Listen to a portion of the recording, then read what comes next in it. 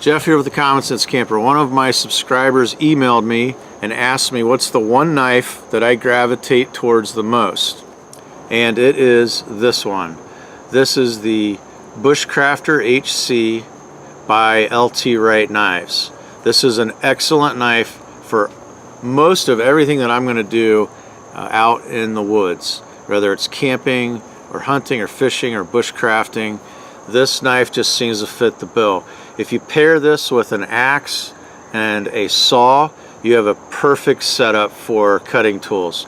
Now, there's plenty of reasons why I like this knife. Number one, it comes with a really nice leather sheath, and let's be honest, this thing just looks like a bushcrafter's knife. The whole setup.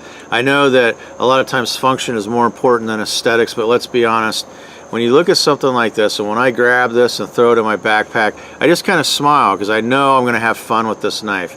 So the sheath is very well made. I wet formed this one to fit the knife a little better, so it keeps the knife in the sheath a little better and holds it in place really well.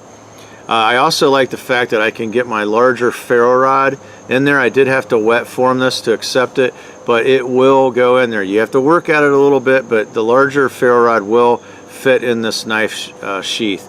It's a dangler style. If you don't like dangler, they just take a flathead screwdriver. You can remove the strap with a pair of pliers. You could also pry apart and remove the D-ring if you don't like the dangler style. So the knife itself, I'll give you a couple specs here. I'm going to read off their website. It is, overall length is 8 1/4 inches. The blade length is 3 5/8 of an inch. The thickness of the steel is 3/32. The type of steel is 1075 high carbon steel. It has a convex edge, natural micarta handles. It has the lanyard hole, and it comes with 2 of the fisheye hardware, or the fasteners, and they use a marine grade epoxy. So LT Wright actually sent this knife to me, and I want to again thank him for that. I've had this for a few years now, and I have really put this thing through its paces.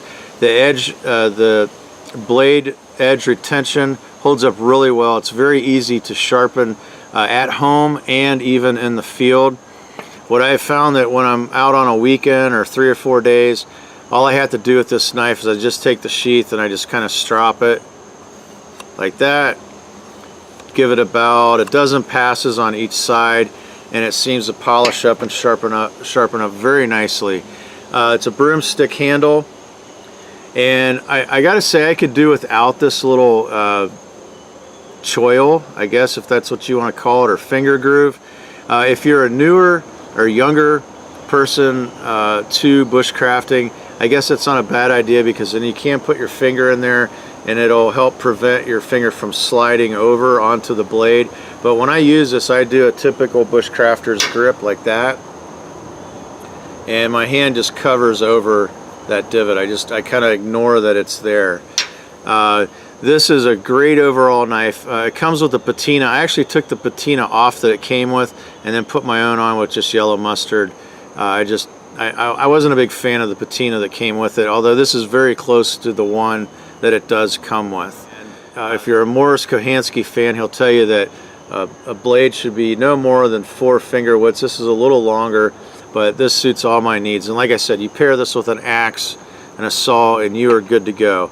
So I believe these with the sheath on their website, it's like $105, and you're going to be hard pressed to find a custom handcrafted knife that meets all those criteria that you're looking for $105. It's a great deal. Go over and check them out. This is Jeff with the Common Sense Camper, camping out.